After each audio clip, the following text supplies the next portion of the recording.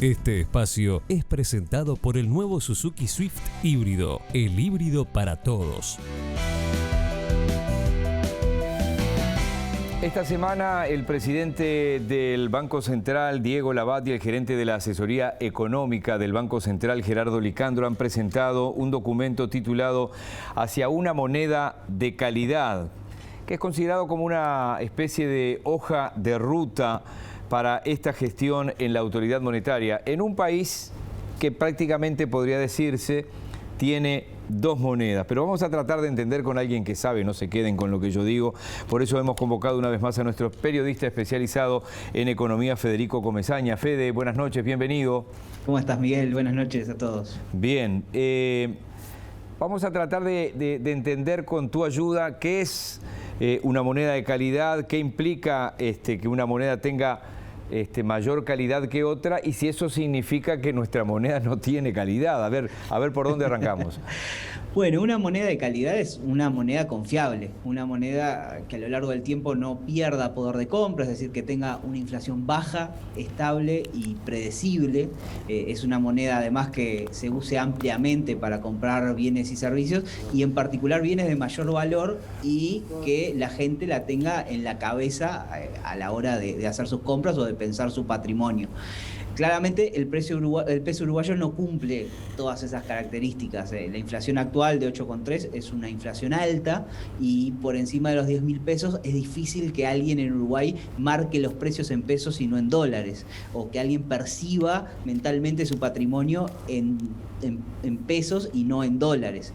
Entonces, por eso, bueno, Uruguay tiene un problema, y los problemas de credibilidad de la moneda, según el documento de Labat y Licandro, repercuten en la capacidad que tienen los países para crecer, para lograr la estabilidad financiera y para atenuar los ciclos económicos e incluso amortiguar los efectos negativos que puede tener la inflación sobre la desigualdad de ingresos.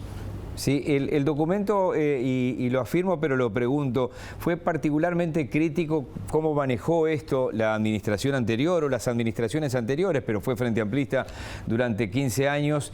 ¿Y a qué le atribuye ese mal manejo el documento?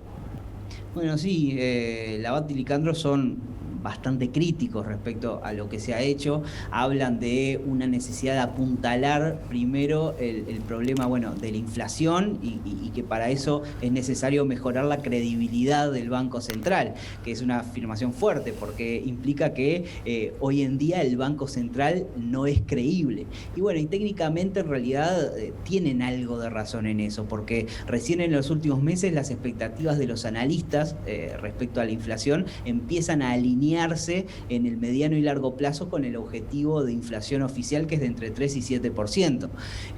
Incluso esa falta de credibilidad es todavía mayor cuando se le pregunta a los empresarios, que son los formadores de precios, a cuánto va a estar la inflación, y plantean todavía más por encima de lo que prevén los analistas. Entonces, según el documento, bueno, había una meta de inflación implícita que era por encima de lo que explicitaban las autoridades, es decir, una meta en el entorno del 8%, que es la que de alguna manera ancló en los últimos tiempos las expectativas. Es decir, el Banco Central decía entre 3 y 7, pero todos sabían de alguna manera que los instrumentos de política monetaria apuntaban realmente al 8%, que con el 8% el Banco Central iba a estar tranquilo y conforme. Entonces ellos dicen, bueno, eso le resta credibilidad al Banco Central. Y entre enero de 2010 y julio de 2020, solo 17% de los meses la inflación estuvo dentro del rango meta, cuando lo común en países comparables con Uruguay, o por lo menos es raro ver países con niveles de cumplimiento por debajo del 50% de los meses. De todos modos ponen la vara muy alta, porque seguro hacen un cuestionamiento que cualquier observador entrenado, y ni que hablar ustedes los periodistas especializados en economía y los técnicos, lo vieron. Entonces, ¿qué se puede esperar con respecto a este tema del Banco Central para que realmente baje la inflación y baje la dolarización? Bueno, no es una tarea sencilla. Ellos apuntan sobre todo a factores institucionales, es decir, al rol del Banco Central. Hablan de algunos elementos que ya están en ejercicio. El Banco Central en el último año cambió algunos de esos instrumentos que se usaban, intentó transparentar los procesos de decisión publicando algunos documentos como las discusiones internas a la hora de establecer las metas de inflación y las metas para los instrumentos específicos de política monetaria. Hoy se publican y se hacen transparentes, pero también cuestiones que tienen que ver con el propio diseño de la organización, de la institución. Es decir, lo que dicen es hay que darle más independencia política al Banco Central, es decir, darle autonomía técnica y por lo tanto desvincularlo de la figura del equipo económico. Hoy en día todos los actores de la economía entendemos que el presidente del Banco Central es parte del equipo económico. Bueno, ellos dicen no, eso no debe ser así, debe haber una independencia en torno a eso y hay que actuar de esa manera y sobre todo generar los instrumentos que también le permitan al Banco Central tener una mayor participación. Dice, lo primero es lograr bajar la inflación y sostenerla de forma creíble para luego después desdolarizar la economía, y para eso van a ser necesarias otras acciones como por ejemplo atacar problemas vinculados con los costos de endeudarse en pesos que hoy son mayores que en dólares, y otros mecanismos que perpetúan esta cuestión de la doble moneda en una economía que debería tener un peso más fuerte.